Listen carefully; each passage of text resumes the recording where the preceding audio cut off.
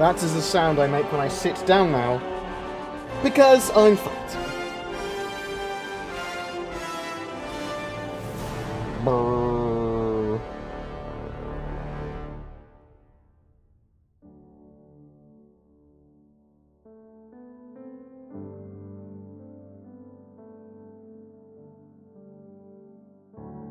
Boom! Boom! Has that gone onto the right screen? Yeah, probably. Let's assume it has, and never talk of it again. How is everyone doing? Is everyone good? I don't need headphones on. Was playing some Left 4 Dead 2 earlier on some random hard mutator modes with some of my mates, and it went badly. It went badly. I just had a lovely lunch. My streams. I'm trying to. I want to schedule one Star Citizen chatty stream and one Star Citizen game play stream a week, like so 2 separate streams for that, and then and I want that scheduled.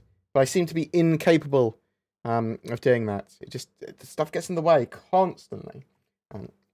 But yeah, enough of me whining. Well, actually, probably not. Probably do some more whining in a minute. I don't know. There'll be things I'm angry against, I reckon. But yeah, how's everyone doing? Hope everyone's okay. If you want to ask a question about my channel or me or something Star Citizen-y, I don't know anything really more than is publicly available. But there's a lot of stuff that is publicly available that most people wouldn't have read, which I do consume, whether it be total bullcrap or some the official shows or people's opinions or stuff on Spectrum or stuff on Reddit. I will absorb it all and make decisions and talk about it based on, you know, my cognitive ability as a human to process that information and I don't know, wave my arms randomly. I don't know where I was going with that. You know, I watch a lot of random shit when it comes to Star Citizen. So today we will talk about, I suppose, the roadmap updates, which were very little, really. Nothing really moved out of that. We can talk about the monthly report, calling with devs, around the verse, reverse the verse, the updates to the Crytek versus CIG RSI thingamajigamabob. Lawsuit, that's the one. Things like that. We can talk about object container streaming. We can talk about CitizenCon. So all that sort of stuff and whatever else people want to talk about. 10th of October, indeed, is CitizenCon, and also when 3.3 should be live. The potato is correct. I hope that I am the potato. Maybe I will have a little potato emote eventually. Will I be able to cook fried rice in the Mustang Beta kitchenette? No. I'm pretty sure they've said they're not doing fried rice. They're doing noodles, but no fried rice. No, so that's going to be an interesting one. Like when it comes to food, is there going to be you can make food in your ship if you have the correct facilities, or you have better food in your ship, or something like that, or is it just you have a fridge, you can take out a snack if you need to eat? They have talked about light survival mechanics. With a load of this stuff that they've talked about and are talking about, they've certainly not finalised it. They haven't even got like full deep plans on certain things. They're just sort of like, well, we kind of like the idea of ABC. And in this situation, they like the idea of light survival mechanics. So that would be needing to eat, needing to drink every so often, needing to shower. Don't need to shower, but it's good to shower. And failing to do some of these things might give you a debuff. They might, potentially, not eating or drinking for a long enough time could cause you to wake up in a hospital and lose one of your lives, sort of thing. But we don't know. That's it. We don't know exactly how it's going to be implemented. We know they've got all the systems there for oxygen and buffs and debuffs to be applied, and bleeding and that sort of stuff. So it's not too far-fetched to believe that there will be different levels of food and other buffs that you could get. But I think first we want a core game, don't we? That's what we're after at the moment. Core game. So, you know, like a flight mechanic and flight model that is stable and they're sticking to, which we won't have until the end of this year. And hopefully, though, it's locked down by the end of this year. They go, they've got the old one, which is great, slightly too complex, I think, and quite hard to implement. Although on paper it's superb.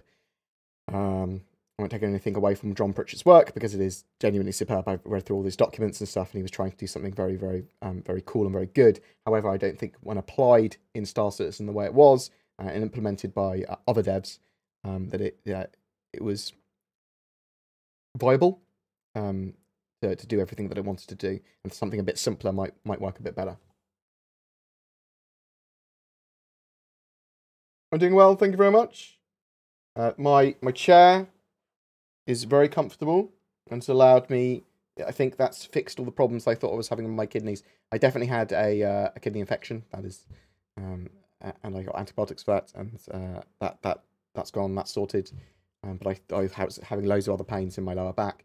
I actually think it was because of my chair. And I've never had a chair that's actually good.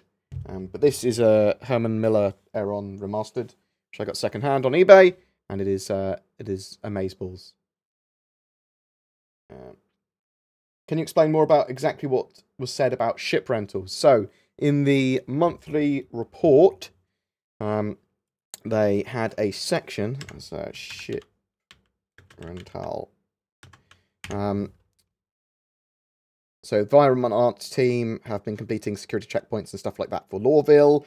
They've also almost completed the spaceport interior, the TISA spaceport interior, which I assume is a part of Lawville, so I'm assuming, with its new shop archetype, the ship rental store. That's what they said about that. It's a very small sentence, but it's almost completed, and it's ship rental store.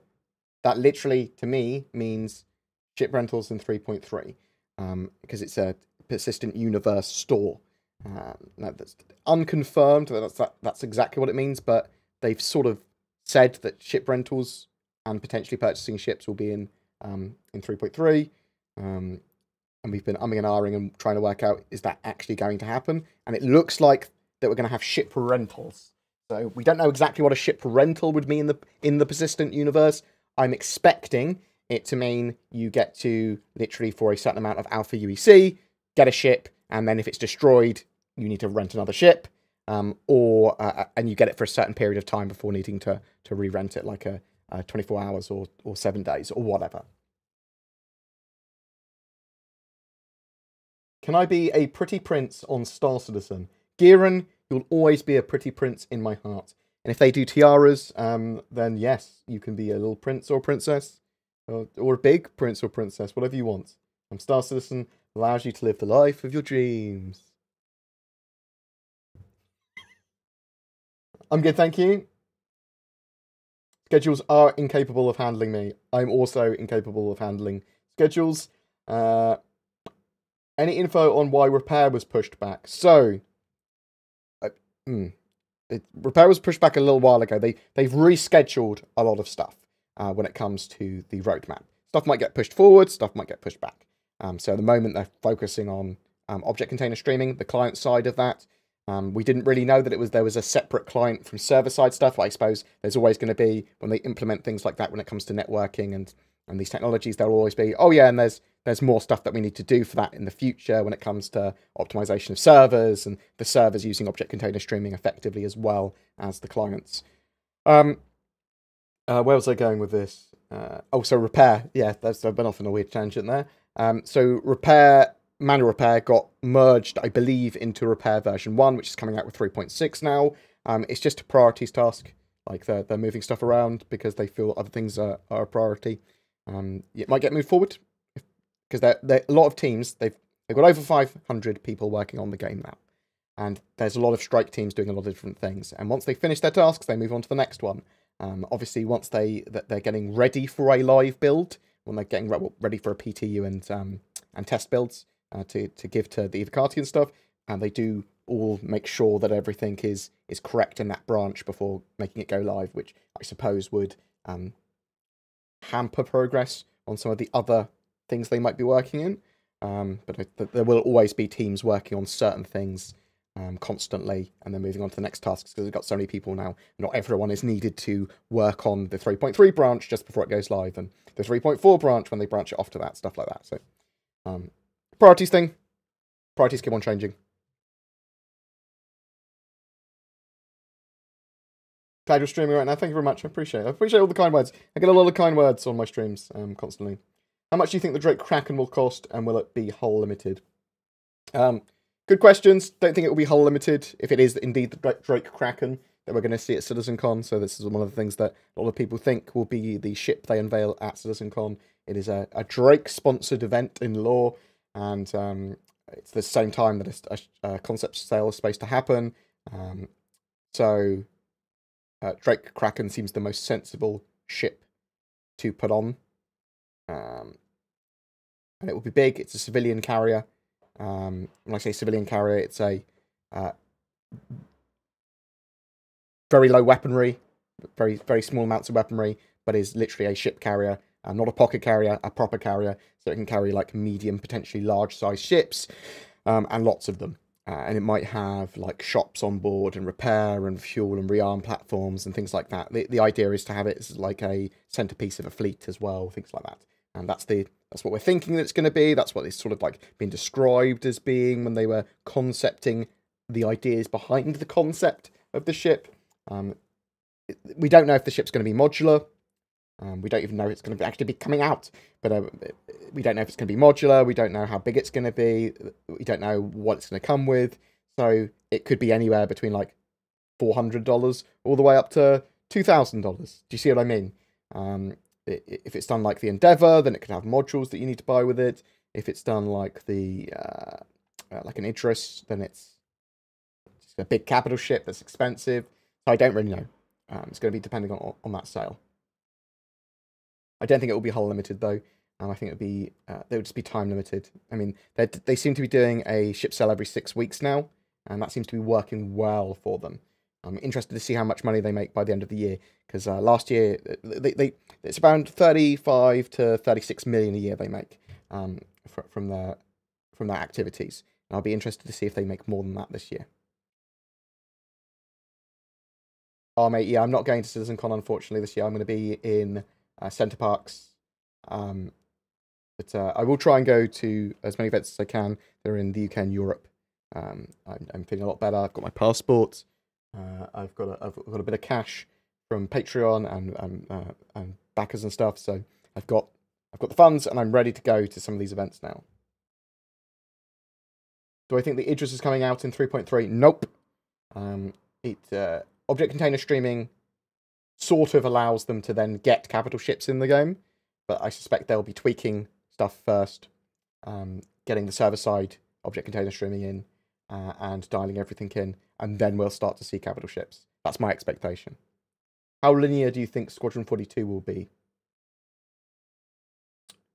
I think it will be relatively linear. I think there will be multiple pathways you can go down. I think the idea is that they'll try and make it feel as sandboxy as possible. I suspect there's lots of stuff that you can just do and look around on your Idris or whatever ship you're on at the time. Probably lots of little story and side events to give you lore and make you feel like every time you play it, it's a different sort of story. But I suspect it will actually be quite linear, just a lot going on. And like if you walk a certain way at a certain time in an Idris, you'd have quite a different story, sort of like understanding, because you'll see a couple of different crewmen interact that you wouldn't have seen before that might lead you on to another little side mission-y thing or something like that. So I suspect there's going to be lots of options and lots of little side missions and lots of pathways, but they're all going to be relatively linear in themselves. You see what I mean?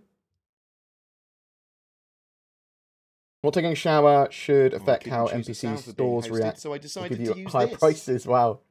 Thank you very much. Very much appreciated, Crazy Canuck, for the host.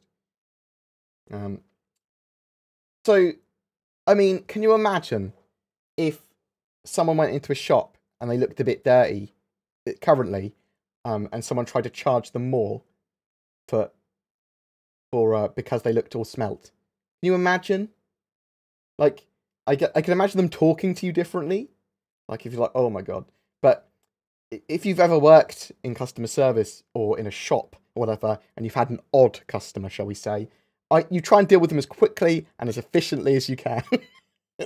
So, I don't know, maybe I'd like to see how they do that. Like, what do they think that NPC shopkeepers would be like? Like, oh my god, you stink! Like, that's probably inappropriate, isn't it?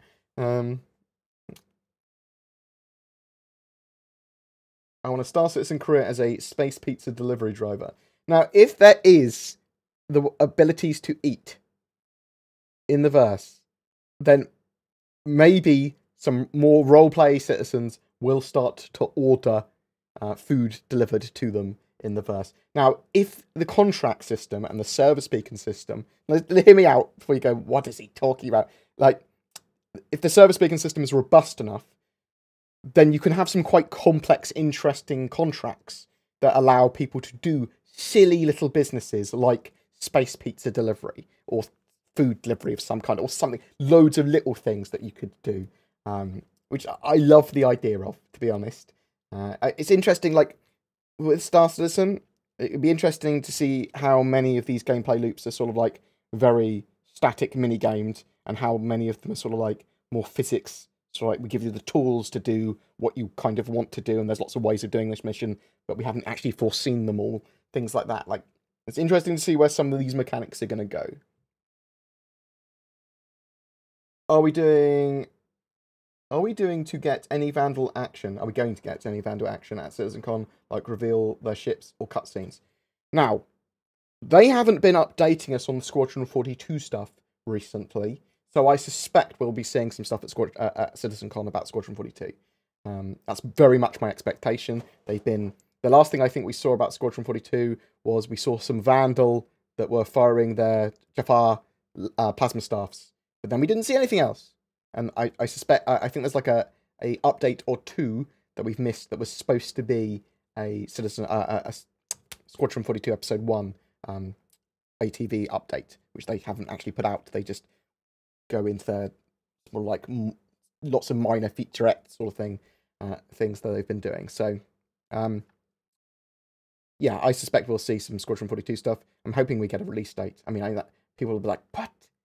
Why do you think this?" Sorry, I'm using sweeping generalizations to say people will think, but I think we might. I think we might get a release date. That's what I'm hoping for, anyway. It's my grand hope. What ships that are on the roadmap that might be ready?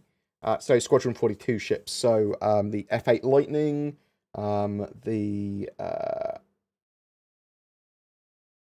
lots of military versions of the other ships like the F7A Hornet, Idris, the Javelin, Bengal, potentially Pegasus, potentially the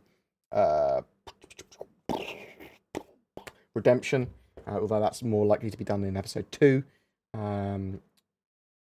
Lots of civilian ships that we probably haven't seen yet, potentially some alien ships we haven't seen yet, little spider drones. There's quite a few things. Nothing's been pushed back, really, with the roadmap.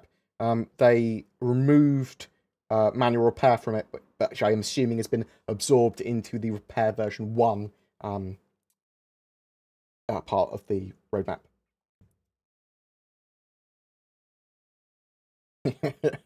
Life of your dreams for the low, low price of $150 a month. Oh, mate. Deliveroo, the yummy, the delicious food service which goes to any restaurant you want in your area, picks up food and delivers it to you. They have a subscription. You can pay like £8 a month or $8 a month or whatever, and you don't have to pay any form of delivery charge. Oh my fucking god. I've been living in Deliveroo heaven.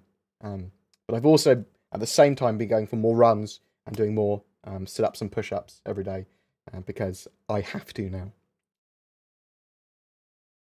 BoredGamer, are there any known informations if I can build a little station on my claim with my own hangar?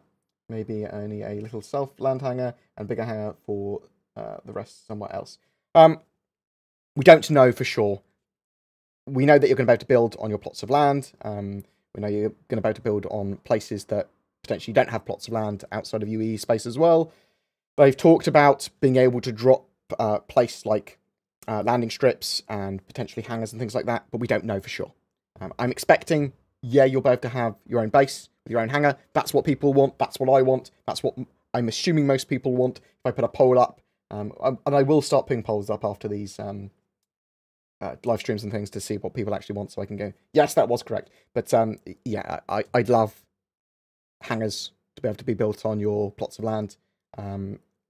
because you could just have it as like an underground hangar, and you don't have to have it for massive ships. You could have like a landing strip maybe for like an Idris or something.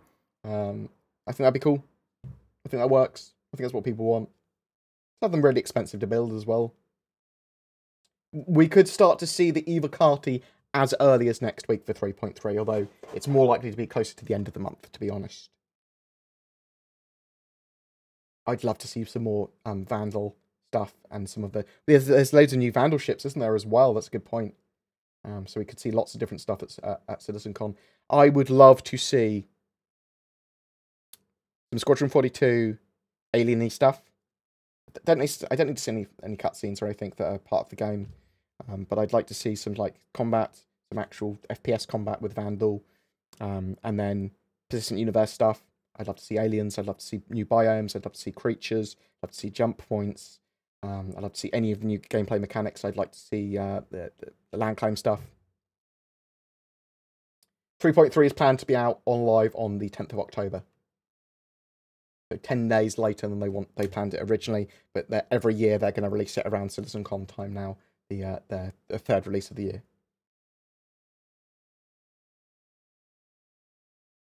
Is there a point to buy a PC base for Star Citizen now, or should I wait? You should always wait, to be honest. The scalability and what you need PC-wise should be a bit lower with 3.3. Definitely RAM-wise anyway. The object container streaming stuff does reduce the amount of RAM that you need on your system. But I'd always wait. If you want something that would play it well, then you can buy a workstation for under $100 and then put like a 1060 in it, and you'll be able to play Star Citizen to a relatively good level with 3.3 almost certainly. Another thing you can do is get Shadow. That thing I always promote is cloud-based gaming PC. So literally from any device or any crappy computer or whatever, you can leverage the internet to basically stream a good gaming PC to your desktop. So you can play Star Citizen with that, and that seems to work pretty damn well for a lot of people. Just search for Shadow on my channel if you haven't seen it before, or on the boredgamer.co.uk website under guides.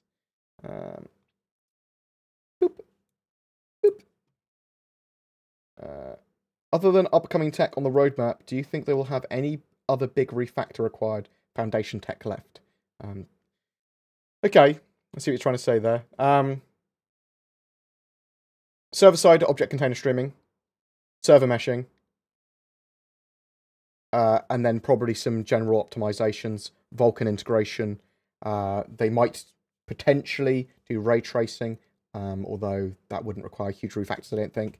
And again, that's certainly not confirmed. They might like integrate like DirectX 12 and things like that. So that's my expectation. Object container streaming. Are CIG playing it cool? QA seemed to want to say it was significant, but they were quick to temper that in reverse the verse. So you've got to remember that a lot of the QA guys are playing on servers just by themselves. So there's not going to be so much server strain. Even if they're using headless clients, even if they're representing 50 people logged into a server, when the QA are testing it, they can do, I suppose, an apples-to-apples comparison of 3.2.2 compared to 3.3 if there's only one person and a load of headless clients logged in. But then they're not going to put the same sort of strain on a server. So what I mean by that is, yeah, an individual PC might see a lot of improvement. You might get sort of like similar to Arena Commander, sort of like levels of performance if it's just you and the server. You see what I mean? In 3.3, but when there's loads of people in, there's going to be quite heavy server load. That may affect your performance, and mileage may vary. So I think they also don't know what the actual build we get in our hands is, what gets added, there could be lots of different problems that are caused, when they put it in a live environment. So they've got to be restrained, because if they promise something, people will go mad and very angry. However, if they do play it cool, much more sensible, they say, look, this is important foundation tech that allows us to do everything we want to do in the Star Citizen universe. And yeah, it does give performance boosts and sort of like much better performance. But your mileage is going to vary until we get that Vulkan support in, until we get optimization in, until we build the rest of the game. Because that's what we're trying to do. We're trying to play a skeleton of the game. And as they chuck in an organ, we're like, more stuff to play. We don't know how much the Kraken's going to be, if it is indeed the Kraken. If you want to build a PC specifically for Star Citizen, it'll be a couple of years. I would build for other games in the meantime. I will be rebuilding for Cyberpunk 2077 with an upgrade for Star Citizen. So, it depends on what you want from gaming. If you want 1080p gaming, which is still the standard, and at least 60 FPS, then you can do that pretty cheaply nowadays. However, next year I'm planning to go 4K 120 hertz, so that's probably going to be with 2080 Ti. Or what I'm hoping to do is I'm hoping that the next generation of NVIDIA graphics cards after the 2080 series or the 20 series comes out in about a year's time. That's my hope, and I want them to be really solid, high frame per second 4K cards.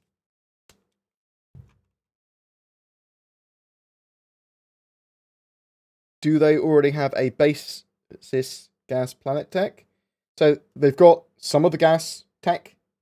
We've seen it previously in bits like the Squadron 42 vertical slice, and in some of the ATVs, the around the verses after that. They are still building their gas tech out, and for planets and that sort of stuff as well. So that we'll probably see most of that come together. They're always going to try and improve it and stuff afterwards, but probably see that come together middle of next year sort of thing. That's what it feels like they're going to do. And as I learned from Trump, feels are the most important thing. No politics. I'm not sure who I heard the rumor from, but I heard the concept could also be the Titan armor. You probably heard it from me, or Reddit. Yeah, so Titan armor might also be something they put at CitizenCon, or maybe it's Drake Titan armor that we're going to see. So yeah, I think it's very sensible for them to put Titan armor and or the Drake Kraken at CitizenCon, or the other great sale time they've got is the holiday live stream. So like when they showed the vertical slice off last year. Any news on Esperia? They only have one ship, the Prowler. No, the Esperia Blade, the Esperia Glaive, they make replica ships.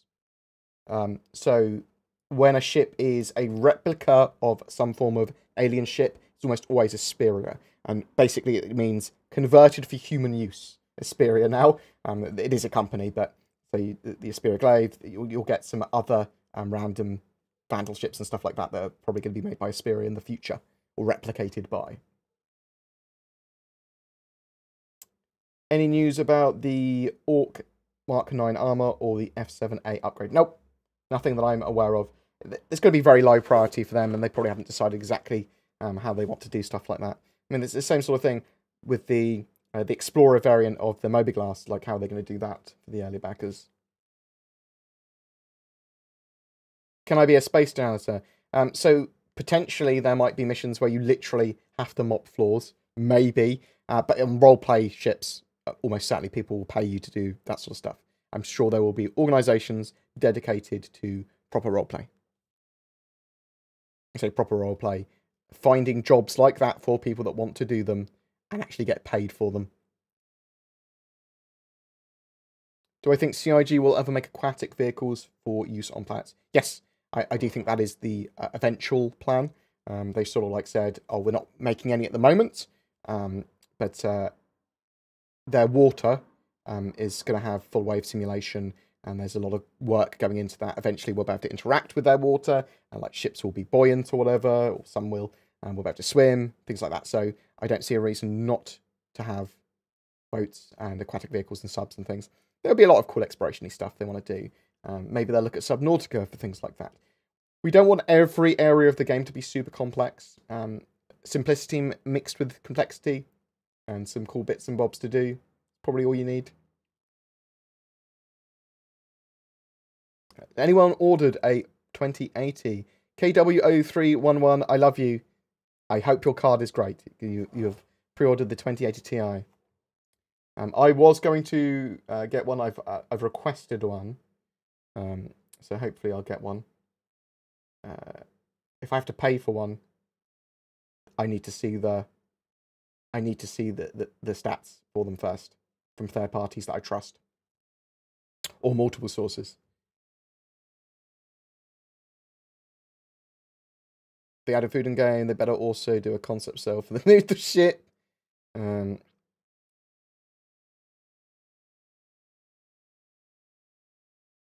Didn't Disco say something about the theme being the road to release? Maybe. So at the end of CitizenCon, there is a section called the road to release, which is like the closing ceremony. So hopefully they will give us deeper, like higher level, lower resolution roadmap.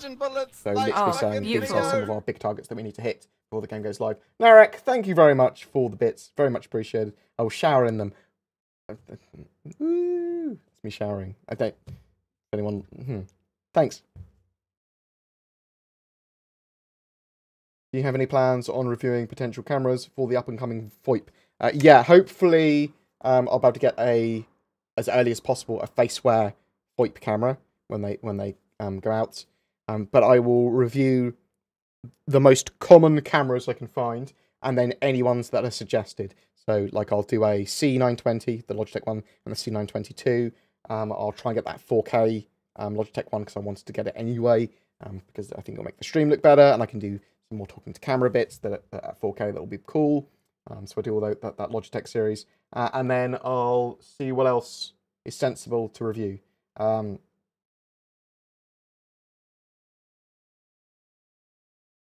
I think you'll be able to get some good results tweaking and overclocking your webcams.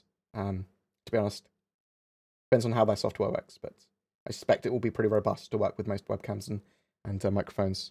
We'll also do lots of microphone setup guides as well, because if I have to hear people like that constantly in Star Citizen, I will go absolutely insane. So I need people to set up their mics properly. You still think there is a possibility that CIG are going to sell the F8 Lightning at CitizenCon? Potentially, they could sell an F8 Civilian, an F8C, and maybe. So it's a possibility. I'm not gonna rule it out because I don't know. I don't have a time machine, and if I did, I go and visit my mate G's lolly mum. When will the X1 be released? Don't know. Not on the roadmap. Probably relatively simple to do because it's quite small. It doesn't require any extra mechanics, and Gravlev works. So don't know. It'll probably be a project for just a couple of people to do as well. The most of it. Like, obviously, it will need VFX. It'll need damage states. It'll need lots of other stuff as well. But the majority of it can probably just be done by a couple of devs.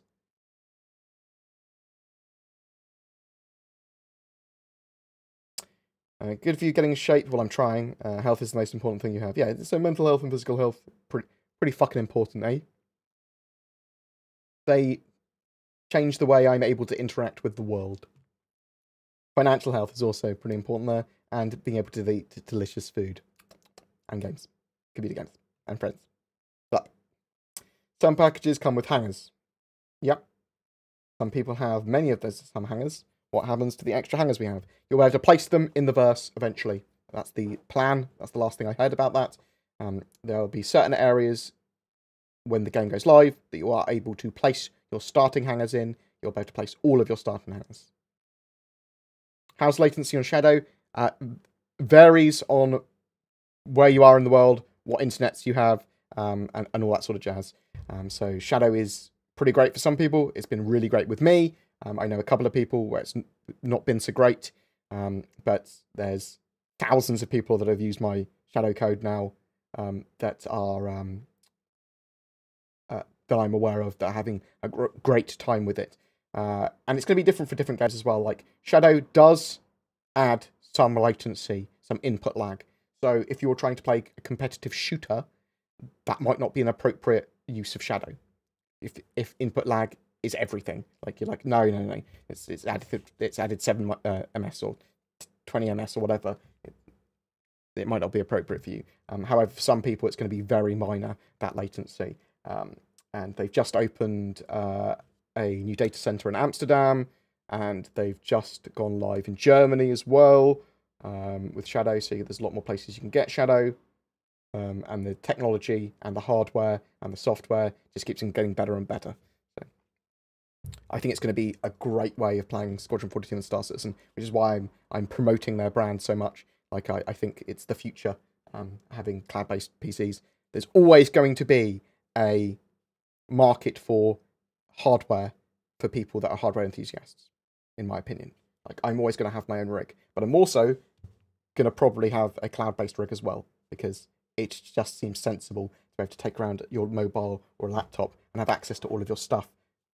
And me be able to, for example, go, oh, I'm going to compile a video, or I'm at Center Parks and I need to do some editing work. Let me just log onto my Shadow account and start editing a video and have that compiling, and it doesn't affect my LAN computer that I've also got there, stuff like that. It's very useful. But the latency is variable for different people. Isn't it boring when there are only barren moons and you feel that you're alone on a big planet, nothing else to do but flying on an empty place? Yeah, so there's Star Citizen is very pretty, and it's got proof of concept, works very well. They've shown that a lot of their technology works pretty well. However, yeah, there's huge open spaces that are pretty, but you can't really do anything. There's not that much in the way of hooks to play. There's no gameplay loops, well, few gameplay loops. So yeah, that's definitely an issue for Star Citizen, and that's why we're all waiting for the next gameplay loops and the next cool stuff to do. FPS AI on the ground, that's coming with 3.3. That's major. New missions, new gameplay loops, all new, even I suppose larger gameplay area, but then funneling people into that area together. That's all going to be, and hubs and things. So like people coming together for mission hubs and to buy stuff and to get fuel and armor and all that sort of stuff. All super important. What have I done? I've jumped past a load of questions. Let me jump back up. So reviewing cameras, CitizenCon stuff. Question: have you heard anything about how they're going to handle the Vanguard? Because the Warden will have the little wings that come out, and then the other variants of those ships wouldn't. They all have the little wings that come out, don't they? They've got little wings that come out. Pretty sure they do. No, so comments during the live stream don't count towards the giveaway. They don't appear on my exportable list of comments. But if you're commenting on this live stream after the live stream when it's become a video on demand, then they would count. I wish there was a way to actually export the comments here as comments on a video. So just put them as comments afterwards. Any hint about the introduction of data running? 3.7, 3.8? I don't know. It seems like a pretty simple mechanic to put as a tier 0 implementation, data running. Because you just have to have data as cargo and then data missions. So, yep. I mean, we could have it earlier than that. We might have it earlier than 3.7. Might get pushed into like 3.6 or something, for all we know. Got a tremor in my hand. But my hand twitching.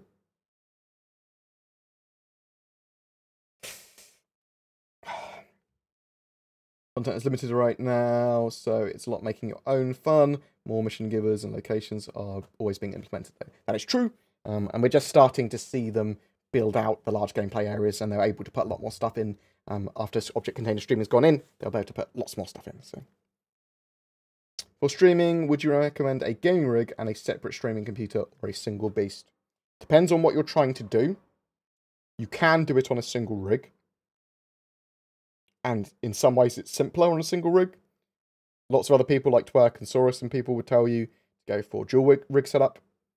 It's going to have to be whatever you want. Like, there are benefits to having single rig set up like I do. I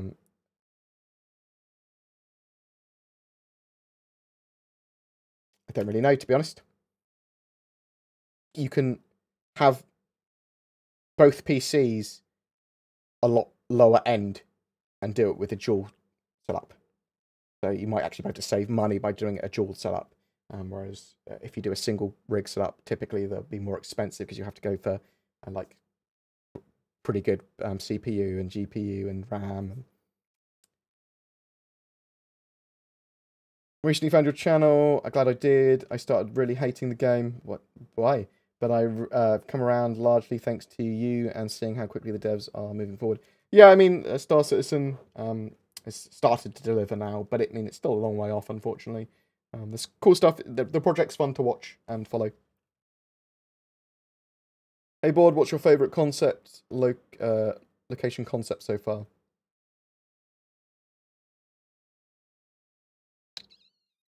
Probably Terra. Just some of the stuff at Terra. Like, I like clean, developed areas. Will there be a sale on game packages in October or December? Probably. Don't know for sure. Probably, though. There are some Russian words. Welcome. I don't know what you're saying, though. Good job. Hello, I'm from Russia. And then speaking Russian. It's fine. I've got no problems with you being from Russia. I have no idea what you're saying. Do you think FOIP will let us make video calls on mobiGlass? Yes, eventually. That's the plan. Hello. So they're using their render-to-texture tech, and we literally saw that in Gamescom 2017. FOIP on the mobiGlass. I'm not sure if we're going to be able to do that in 3.3 though. My laptop only have a hard drive on it, and when the PU tries to load, it gets saturated and never ends loading. If I install Star Citizen in an external SSD, will it work?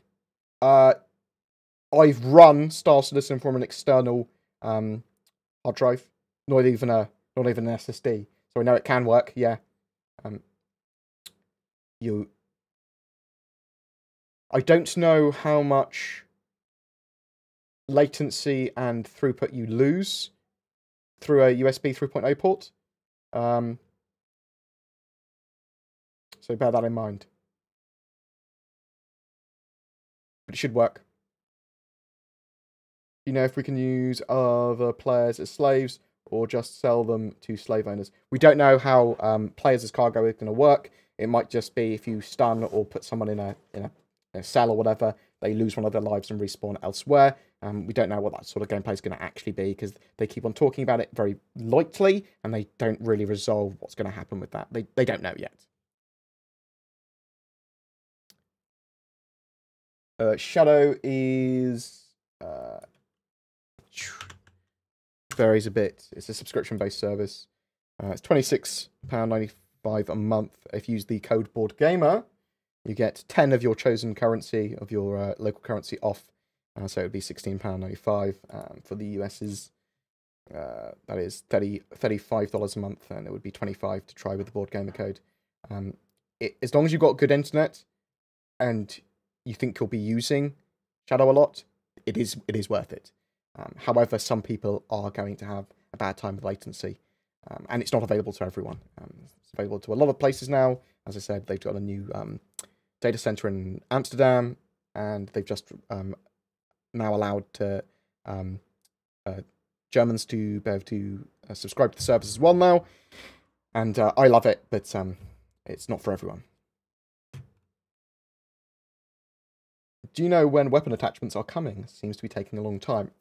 So the inspection system, I'm pretty sure that was finished a while ago, and they tweaked it and wanted to get lots of different attachments for it, and then they had to convert everything into, or make sure everything was thread safe and ready for item system 2.0. So I suspect that actual attachment system is pretty solid and pretty working now, including the skins for weapons. I just don't think they'll want to put loads and loads and loads of stuff into 3.3 when they're also trying to get object container streaming in there. That's the sort of stuff that you might see in 3.4. Why don't CIG have a server in Asia? What are the servers at the moment? Europe, US, and Australia?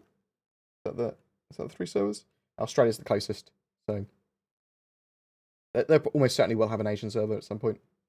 Or they just have Google, not Google, Amazon Web Services servers just work it out, so you don't have to select something. I'm from Saudi Arabia, and my clan are mostly Americans. Will server meshing fix and desync lag issues, or will I be locked to my region like Black Desert Online? I don't 100% know yet. I did talk to Aaron about this twice, actually, earlier this year and the year before. So I think in the short term, we're going to be locked to servers. So that pre-game coming out, we're going to be locked to, well, not locked, but they're going to be US servers, Asia servers, European servers, that sort of stuff. And I think after that, the plan is to be able to have everyone within the same mega server, so that everyone shares a place. But obviously, there's going to be language barriers and things like that as well. So there needs to be systems in place for this. You can do language-based servers. I have to see if location-based servers, if Amazon Web Services infrastructure can handle everyone being in the same server, if there is lag and desync between US and Europe. Because if there is, then they'll have to think of a different option. Like then maybe there is going to be European servers and American servers separately. No data limit on Shadow. You can't use it for like crypto mining or anything like that though. Release date for 3.3 is planned for October 10th. Looks like everything's going to be ready that's listed on the roadmap for 3.3. Don't know for certain. Won't know until literally the day, probably. So we're likely to get an Evocati build for 3.3 between the end of next week and the end of the month. And we'll know a bit more then. And then we'll have a PTU release, first wave, which then we can talk a lot about that build and the likelihood everything's going to be in it properly. But it looks pretty solid. Can you subscribe from the app? I think so. I haven't looked at the app for ages. Pretty sure you can. Or it connects you to, or when it brings up your login information, you can log in from there.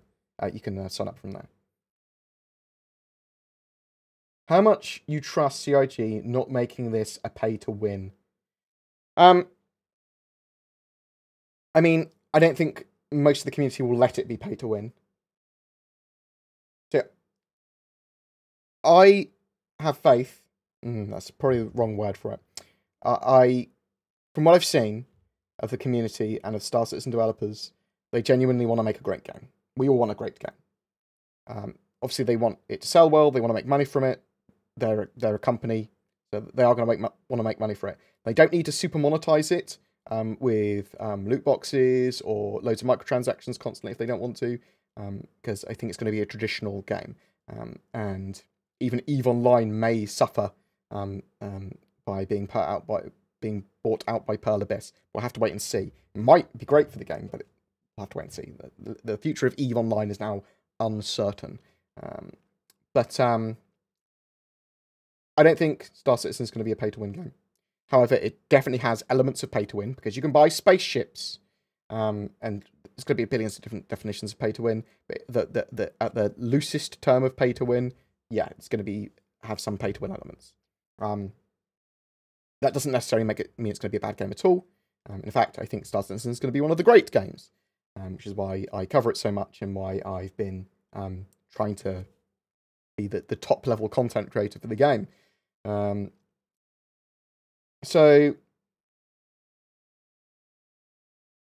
CIG definitely make mistakes sometimes, and they might try and do some stupid shit with the game occasionally, but when it comes to the monetization of the full release game and making it pay to win and stuff, I think that they will be grounded by some more sensible people on their teams, and the devs and the marketing, but also by the community. I mean, the community that we saw by the community getting angry about the CitizenCon livestream, how quickly they will change. Within hours, Chris messaged saying, no, okay, well, we're allow everyone to be able to watch the opening and ending statements and show in the main sort of like broadcast. And then even a few hours after that, Chris said, no, free for everyone for everything, which is great. They responded really quickly. So I trust it not going to be a pay-to-win game. And if it does have pay-to-win elements, which, well, it's going to have pay-to-win elements because it's got pay-to-win elements now, I don't think it will be a bad game because of it. I don't think it will be out of control. Did we get news about official Star Citizen HOTAS? No, so Sandy said that the next base is Star Marine and HOTAS, official Star Citizen HOTAS and Peripherals, they would look at that again after Squadron 42 and 3.0 were released. So, what do we know about the Scout Carrier? Unfortunately, not too much. We don't even know if it's going to be at CitizenCon. So the Drake Kraken was a ship that was discussed on last year's Choose the Next Drake Ship game dev RTV that they did. Eventually they chose the Vulture small salvage ship to be created by Drake. But all the other ships, other than the Buccaneer, no, not the Buccaneer, Corsair, have actually been made now. So the Kraken and Corsair are the only ships that haven't. And we suspect that the Drake Kraken will be at CitizenCon. That is just a rumour, though. I think propagated massively by me and Reddit. So it will be a civilian-based carrier, so it won't have much in the way of weapons. It will be able to carry some medium, small, and potentially larger ships, lots of them. And then beyond that, we don't really know. It's suspected that it will have like rearm, refuel, and repair pads, potentially shops, be a flying space station. And if it's a flying space station, then maybe it fulfills the player-operated space stations thingamajig. I'm losing the ability to do words. Stretch goal that they had originally. What else have we got here? Yeah, Sandy said with the HOTAS and the next Great Star Marine after Squadron 42 Episode 1 and 3.0 are out. So that's interesting. Be specifically with that. Maybe Squadron 42 Episode 1 isn't too far away. Dun dun dun. Hype. But nah. Do you think CIG might skip the PTU for 3.3? No. No. They'll give it to either copy testing and almost certainly PTU it, because they'll need greater testing. Either CarTR and NDA, and this way CIG can present 3.3 to all players at CitizenCon for the first time. I mean, I'm not going to say it's 100% out of the question, Eric, but I think that's unlikely. They'll need stuff tested, and it's such a big thing, object container streaming. They need it tested under all these different hardware conditions. What do you think the Ivacati 3.3 will start? When do I think it will start? Could start as early as next week, end of next week, but more likely towards the end of this month. Do you know if we'll be able to name our ships? That's the plan, yes. Don't know exactly how that will work, but there was a ship that was sold that you were able to change the names of. Able to name a ship, but I believe that's going to be a feature in game as well. Has CIG mentioned anything about RTX technology? They originally said when it was very, very first announced a while ago, ray tracing, that they probably wouldn't integrate it. But if it's sensible to integrate and easy to do it, stuff like that will be absorbed into Star Citizen or added later. Make everyone speak Esperanto.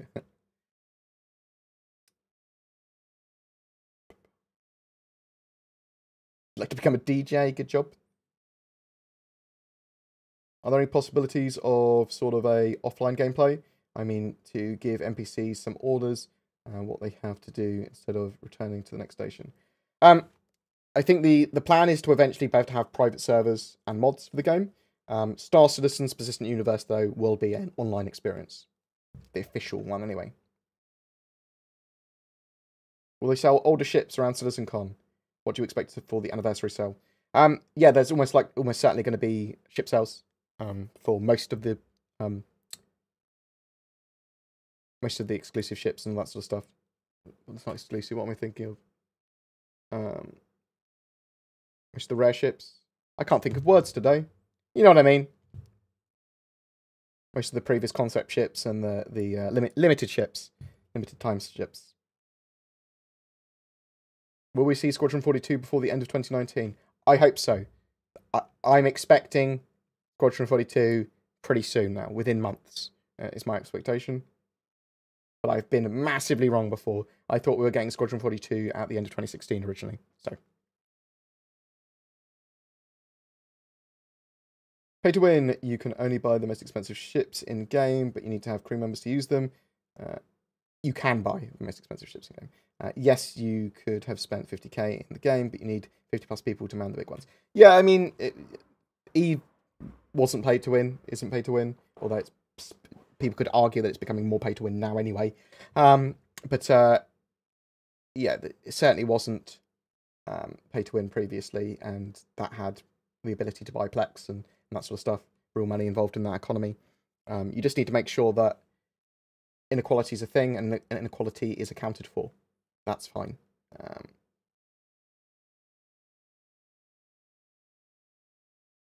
I don't mind games that have some pay-to-win elements, as long as it's not too much, as long as they're regulated, as long as the game's still fun.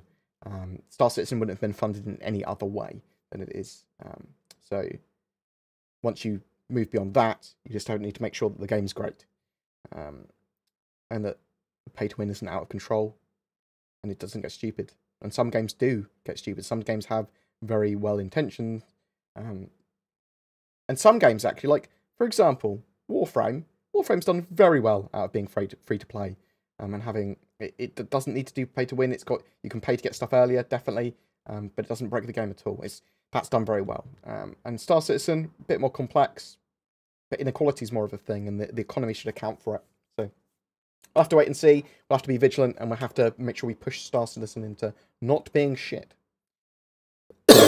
and challenge any ideas that are. If Star Citizen is based on an American heavy metal band formed in Richmond, Virginia in 1984, composed and operated by a rotating lineup of artists, would it be called Guas? No.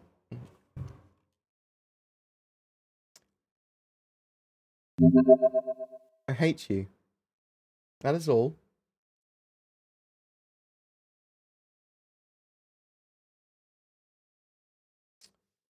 Am I a founding member of Redacted? Technically, Saurus is in the entire founder of Redacted. I'd say Redacted in its current state of getting more people involved. That, yes, I helped found that. Do you know if there will be different landing areas at cities for different kinds of ships, as in dedicated areas for civilian, cargo, medical, military ships? I don't know. I suspect that might actually be a thing in some of the cities and landing zones, but I don't know. Tricksy little hobbitses.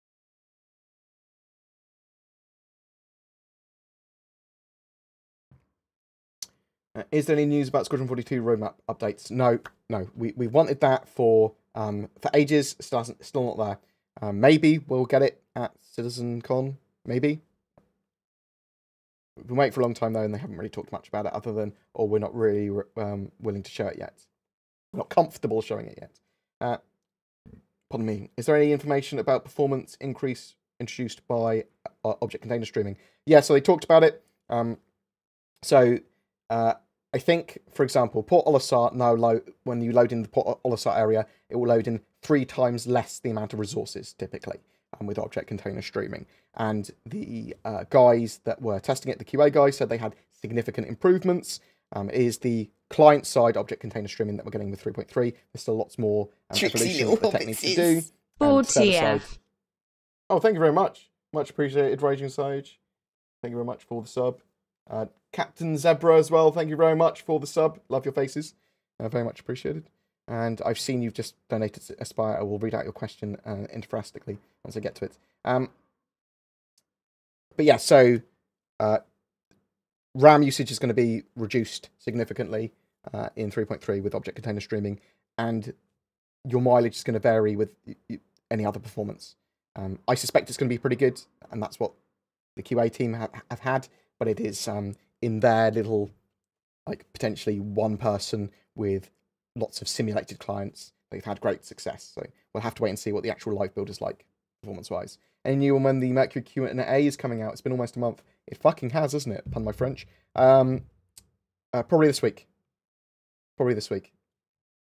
How do you feel about the object container streaming info this week's RTV? Some of it was pretty informative, actually. It was like, again, they're talking about object container streaming. Oh, but they're actually answering questions about it and answering stuff they haven't talked about before. It's the first time we knew that object container streaming client and server was 2 separate things. They probably should have told us before, but it doesn't matter. At least we know now. Now that we have the Millennium Falcon and the Mercury, do you think we will get a ship that looks like the one that... Oh my... I think we're going to see lots of different inspired ships from lots of different sci-fi series and lots of Star Wars ones.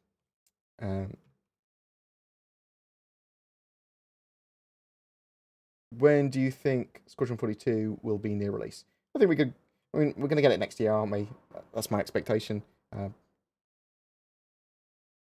In the middle and end of next year, maybe?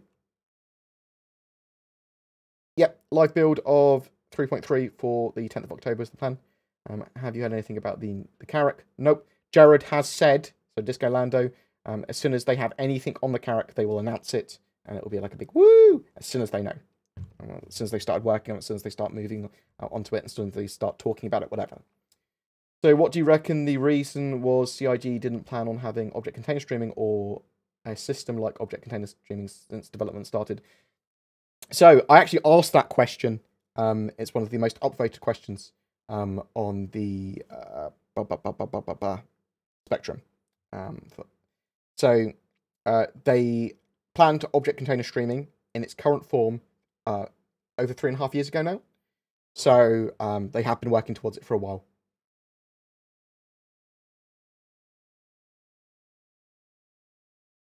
There was lots of different ways, apparently, of doing what they wanted when it came to multiplayer. They were going to have lots of shards sort of like on top of each other. So you could maybe have like 100 to 1,000 people in a server, and all their data that they did would then be uploaded to the God server. And so like any changes, any pirates and stuff killed, like it would try to track and generate missions based on that for everyone still. And it would try and put you in servers with your friends or with people you had conflict with and people you might be trying to bounty hunt and that sort of stuff. But now the plan with server meshing and object container streaming is to have everyone within the same sort of like server. So it was smaller scale before, but with the God AI. We still got that God AI bit, you know. Will everyone be able to play the PTU? Probably at some point, like a couple of days before the live release. So the PTU comes in waves.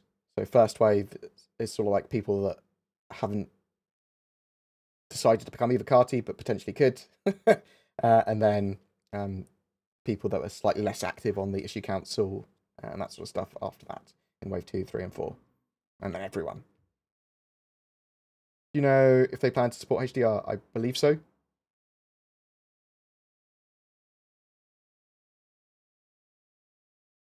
Are the female characters and clothes definitely coming out in 3.4? Not definitely, no, but probably. Have you heard what happened to the RSI facecam? FOIP is coming in 3.3. So I suspect that they need to get data still from users and develop the stuff before the facecams actually go finished and live, all that sort of stuff. So we know that they wanted to do pre-orders January of this year. That's what they wanted to do for Facecam. For some reason, that didn't happen. But I suspect that they'll probably want to have the technology working in-game, get some data from that, develop it a little bit, and then make a face camera. But you might also see pre-orders of that Facecam that Faceware are making at CitizenCon. So, makes sense, doesn't it? BoredGamer, what is your view on Star Citizen 3Rs after it has been released? You think it will get to a state similar to EVE, where players produce the goods, and the virtual economy is big, player-driven content makes the universe lived in, etc.? I think there will be a lot of similarities with EVE, but it's not an entirely player-driven economy. It is partly affected by players, but it is going to be a simulation as well. So I suspect that there's a lot more reining in the devs can do.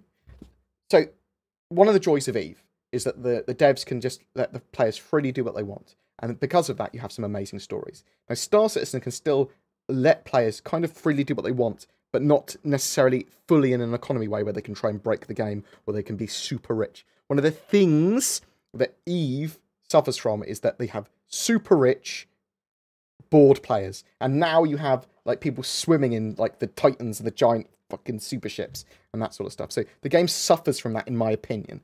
So Star Citizen can allow these sort of like crazy player-driven things to happen. There's lots of space in the universe to do it. But they can also rein it in. They can also simulate and change bits of the economy and go, no, we're not allowing you to do that now. We're going to move that. No, someone's trying to exploit this. They can have a little bit more of a hands-on push and pull. They can decide how certain missions spawn and move that around at real time and things like that. So they've got a lot more control over a lot more elements of the game. I think the game might do better out of it. We can't know for certain. I still play Eve. I still quite enjoy Eve. I'm a little bit worried that Pearl Abyss might ruin Eve. It might not. Might introduce some extra talent and some more money. And it might save the game. Who knows? I do know that Eve was suffering. 4 people with more than one ship. Will we be able to use one or more ship at a time? I think you might be able to use a few ships with like NPCs that you've hired, but they don't want you to have like a fleet of just NPC flying ships. Do you see what I mean? But you can have an Idris and then all your ships in the Idris and then have your mates fly them and stuff like that as well. So I think one of the things is that you're likely to get is when you hire an NPC, all the time you'll be hiring an NPC that might have a ship already.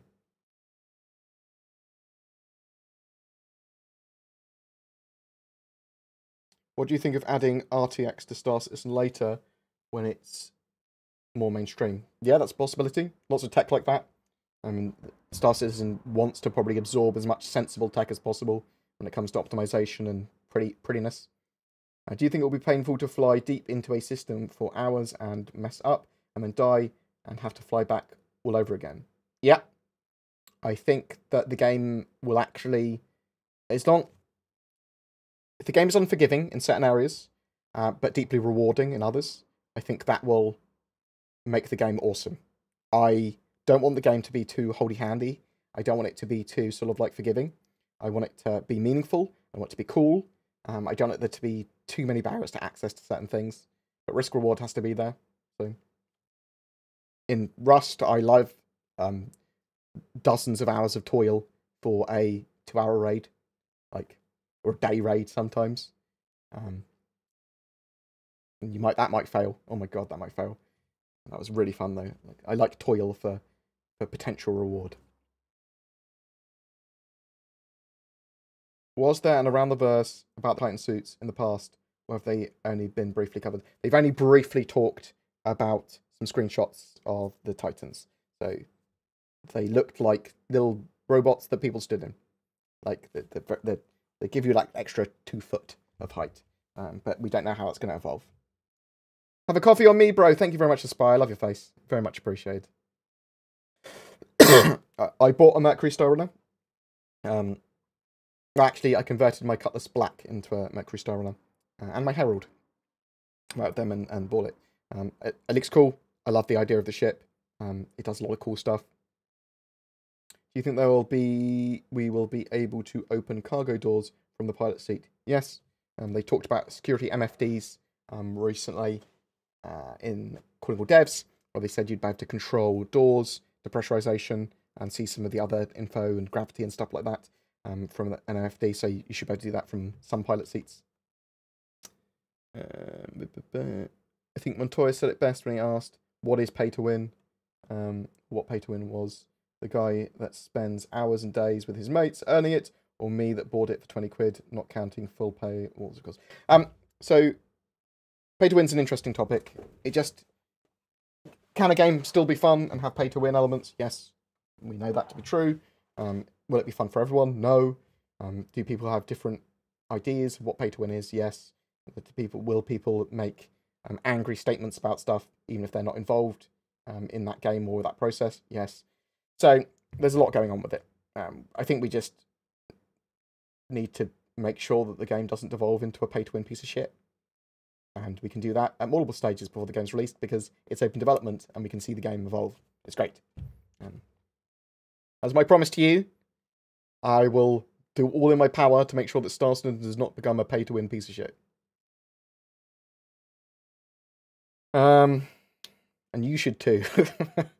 Getting angry at CIG when they do something stupid marketing-wise is not so. You need to be concise and talk about it reasonably. That's one of the things that I saw with the whole stream of CitizenCon. A lot of people were just angry and entitled and didn't really... They was like, this is terrible. I'd say a lot of people, some people, were just really angry, and then they reversed the decision and they went, no, I'm still burnt by it. Really? You're still burnt by it? You're not going to say they responded within a few hours and they did what you wanted, but you're still going to be angry? Okay. I'm pretty reasonable when it comes to things like that, but any info on damage states and when it's coming to replace components in ships that are damaged? I expect 3.3 will see some of that, because components can misfire and degrade. And then when we have the repair V1 in what's currently planned for 3.6 is when we'll start to see proper damage states on components and the need to switch components and bits out. BoredGamer, have you thought about doing any more Org Spotlights? Thoroughly enjoy your content. By the way, wish you all the best. AKO, I've got to interview, I think it's Black Star Initiative. I apologise if it's not them. This week, or this month, for an Org Spotlight. Org Spotlights weren't super popular. I do polls occasionally, asking what content I should do in the shorter term. I do want to do semi-regular Org Spotlights. I wanted to do at least one a month originally, but other content was more pressing. So, yes, I will do Org Spotlights. I just don't know how regularly. But thank you very much. I expect to be playing solo all the time, but like the option of taking a friend or two with me when it's possible. What ships do you recommend for me with a $500 store credit to use? That's great, because you've already got the store credit. I don't feel guilty about saying anything. Awesome. Depends what you want to do, Chris. Like, the Mercury Star Runner, going to be pretty good multi-role ship for 1 to 3 friends, all playing together in the same ship. I think that's going to be a really good choice for lots of different types of gameplay. Data running, smuggling, outrunning things, a little bit of combat, lots of cool stuff you can do with that. Carrack might be pretty cool if you want to do exploration. Planning Merchantman if you want to do a shopping centre.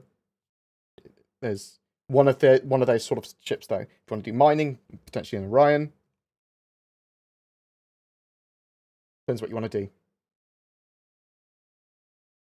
And if you want to go super multi-role, just like an Andromeda is probably pretty solid.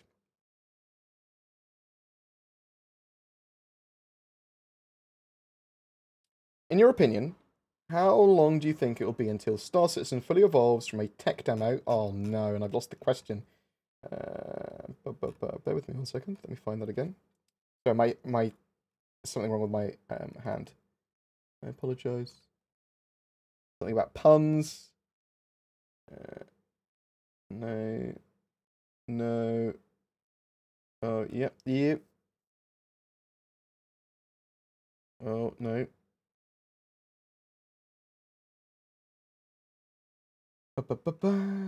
In your opinion, how long do you think it will be until Star Citizen fully evolves from a tech demo into a game? Not 1.0, but an early access game with loops, satisfying progression, etc. About 2 years. Beta, about 2 years. That's what I would say is a early access game that has gameplay loops and progression. Do you think we'll be able to open cargo doors from the pilot seat? Yes, I do, as I talked about the security MFDs earlier. When do we get sea-based ships? When we get sea-based ships, what would you call the Space Army when the name Navy is already taken? Space Force? Sounds really bad. Shit. No, they could still be the Navy. They're still ships. They're still boats. Fuck it. Why not? Do you expect them to show off the hopefully much improved and less complicated flight model at CitizenCon? Or just talk about it on the panel? Oh, good point. I think they'll show some of it off. Do you think FPS combat will make it into 3.3? Yes. I think it's one of the cornerstones of 3.3. I mean, it's potentially might get pushed out, but I doubt it. Do you mind me making Star Citizen puns? I'm trying to joke around with a creator I respect. Sorry if they're actually annoying, Bored. I wouldn't read them if they're annoying. No, please feel free to make your stupid puns. But feel free.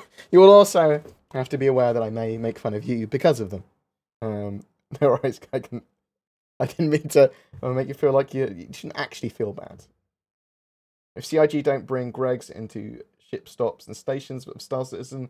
Will you still support the game? Wow. Flymate, do I look fat enough that I always eat Greggs? Because I don't. I've got Deliveroo now. I get burgers. Is there any power balancing on ships? Base Hornet can barely handle its base loadout. There's a lot more in the forms of power balancing and stats tweaking in 3.3. Do you think FPS AI combat will make it into 3.3? Yes. The 2019 release date you mentioned previously for Squadron 42, was that speculation or a potential leak? Speculation. Maybe to help control the super rich, the UEE could charge them a lot of income tax. Seems to work well in the real world. Potentially, and they could do that the same with orgs of certain sizes. Like, I don't want unlimited size orgs. I don't want there to be orgs with 50,000 members in, because that's insane. Eve regulates org size. You probably need to do it in Star Citizen. It will need to be looked at some point. And one of the ways you can regulate orgs is by having income tax or mission tax or whatever based on their org size. So they use a small percentage of their UEC that they'd be gaining by doing things if their org is too big. That's just that's just a sort of suggestion that needs to be looked at in the future once we have more persistence and we can see what happens with large orgs. And we don't have to go, this is it. I'm not saying that's how it has to be done. That's just a potential. Because people are like, no! I get angry.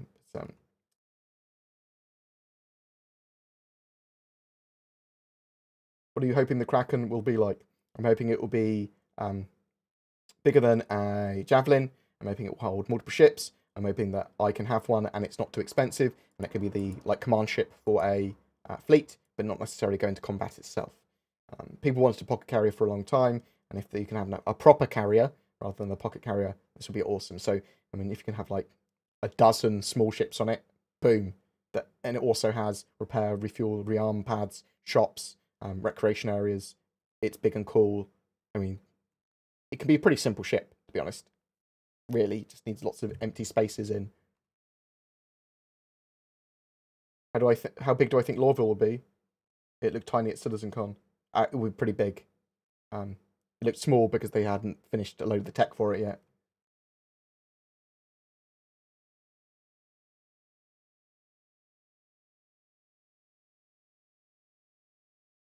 What am I hoping they show at CitizenCon this year? Alien creatures, new biomes, jump points, Squadron 42, capital ships, land claim stuff, lots of things. Any gameplay loops of new gameplay.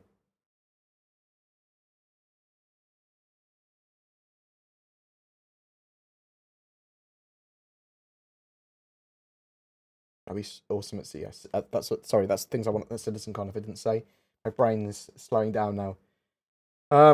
Any ships purchased with real money now before release is basic content you'll be deprived of after the race. Yeah, you can definitely see it like that. Will I ever get a mech? We're supposed to be getting Titan suits at some point, so probably. Will there be skill-based movement? And will I be able to rocket jump in the final release? Deathcore, one of my mods and one of my best mates, who I play lots of games with regularly, who is a bunny hopper and plays Sven Co-op with me regularly. No. So they're going to have... The game is going to be tactical and strategic when it comes to FPS combat. So you are going to have oxygen, and you running based on your loadout will affect your stamina and the way you'll move your gun and things like that.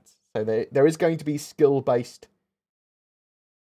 movement in that sense, but it's not going to be bunny hopping skill-based movement. You won't like the game at all, do you see?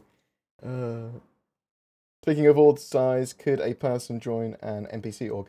Yes, so they've talked about this. There are going to be guilds which are NPC orgs, and they're going to put them in relatively soon, I think. So yeah, there are going to be some sort of like NPC-esque orgs that might give you some benefits in game. Yeah, a release date for Squadron 42, even just the roadmap getting added to the roadmap would be great for CitizenCon. Once object container streaming is fully implemented, will there be a limit to how far a player can travel? Yes. Yes, there will be a limit. I'm not sure what that limit will be, but there will be some form of limit. because there are actual spaces. But you probably wouldn't be able to reach that limit in your lifetime.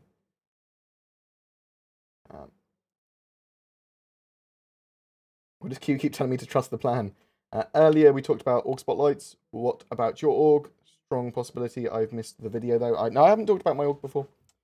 Should we expect Bored Inc. to be one of those spotlights? No, I've got a BoredGamer Org which I'm going to use for social purposes and filming, and maybe eventually doing news-based stuff in game, which people are more than welcome to join.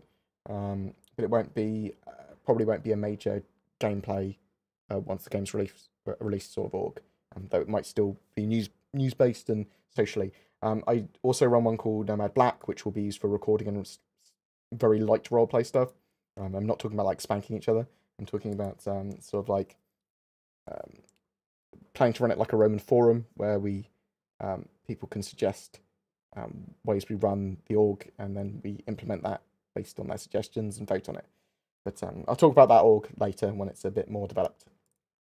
We have reasons to start doing it.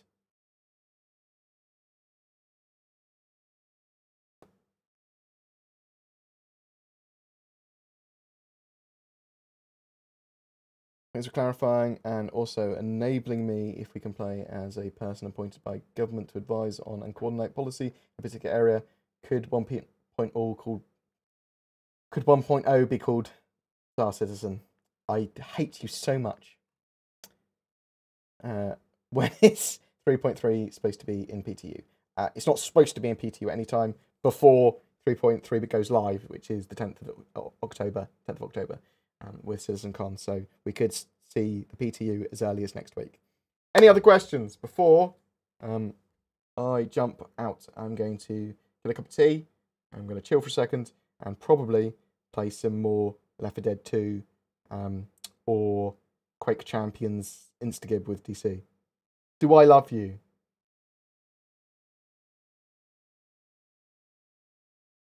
Yes.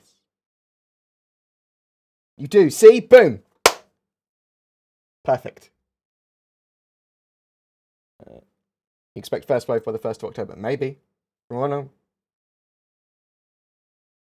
Well, thank you very much. Let's see who else is streaming. I'll go and host them, and then I'll probably be streaming some other games in a bit. Anyway, bam. And the stream worked as well, so I'm actually running the stream at 1440p and then downsizing it to 720, so I can record at the same time now for better videos. We are going to go and host Dr. Drones, I think.